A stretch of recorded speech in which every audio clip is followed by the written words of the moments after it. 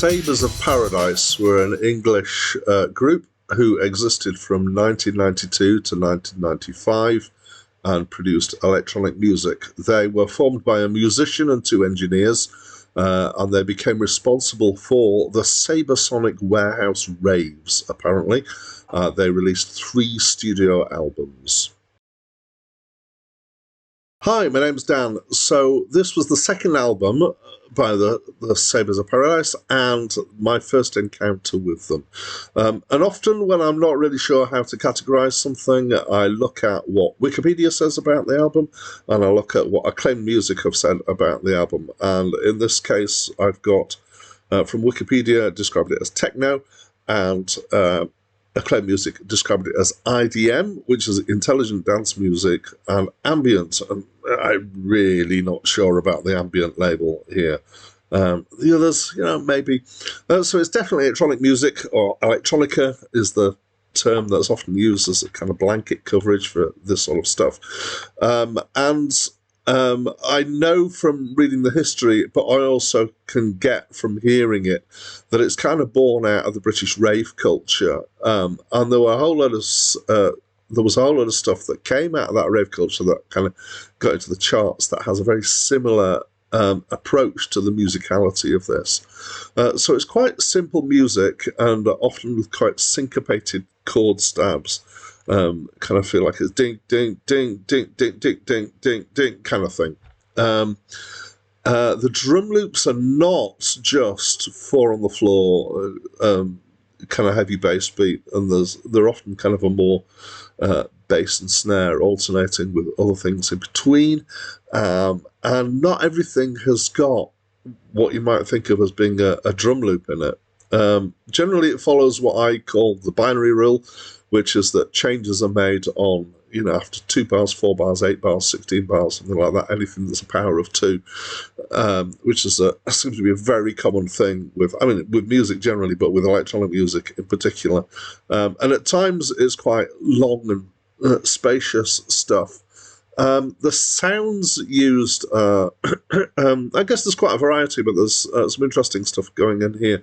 So it's not all sounds that you would say were musical sounds, as in notes. There's quite a lot of sounds that are more percussive sounds. Not entirely sure where they've all come from.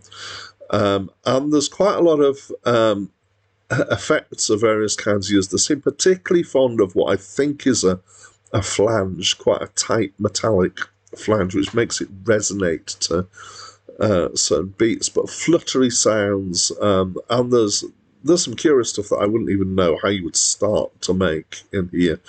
Some of the tracks are very much kind of based around these electronic sounds, and almost to the extent that it's not noise rock in the sense that noise rock is often very harsh and noisy, but it's got quite a lot of, let's say, percussive sounds and not necessarily very melodic sounds in there. Some of it's more music based, and you get then notes and chords and things and bass lines and stuff, and it's quite varied in some ways. So a track called Wilmot has really reminded me of dub music, which is kind of stripped back reggae, and it has that kind of feel to it, particularly the use of echo in there. Reverb is used. The track, possibly my favourite track on the album, called Tow Truck, which has kind of got Dwayne Eddy style guitar stuff going on. There's a track Theme that reminded me quite strongly of a track called The Race by a Swiss band called Yellow. The last 3 tracks on the album are less beaty, so they're a bit more kind of ethereal and open. So maybe that's where the label of ambient came from. The middle of those 3 is Chapel Street Market 9 a.m., which has hi-hat loop, but no lower drum sounds than that, which gives it it gives it a rhythm and a feel, but it doesn't give it that kind of boom feel to it.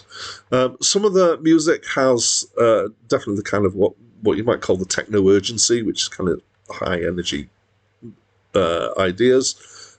Maybe less of a fan of that than I'm of where it's more measured stuff, because I enjoyed that more. So it's where it's less urgent and and more kind of, I don't know, less urgent.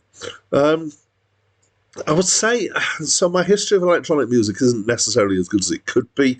I'm slowly becoming more and more aware of the fact that certainly in the mid to late 90s, there was a lot of stuff that went on in Britain, particularly. So British Electronica was very interesting. And I can see how part of that was born out of the rave scene, which kind of hit the early 90s and had a particular style and very repetitive stuff, but that then led to things later. So I'm going to use terms like acid jazz and big beats and down tempo, and talk about people like Fatboy Slim and Portishead, for example. So I can hear how this is bridging that gap between the rave stuff and the later stuff. I have to say I prefer the later stuff to the rave stuff, and that's coming across. So I feel like it's okay. I didn't mind it, but I wasn't hugely taken with it like I am with some electronic stuff. So it's all right. That's what I think. And as always, I'd love for you to tell me what you think, and if you've got any more context for this music than I've given here. I always love that sort of stuff. Talk to me, please, through the comments box. That's it from me for now.